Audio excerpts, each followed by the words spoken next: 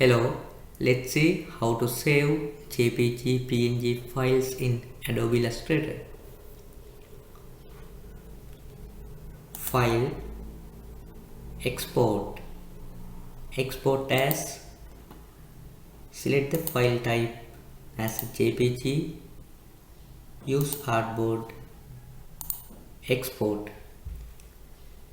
Keep the format same, then OK.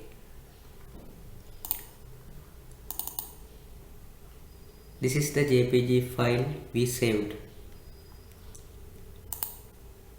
Let's see how to save PNG file.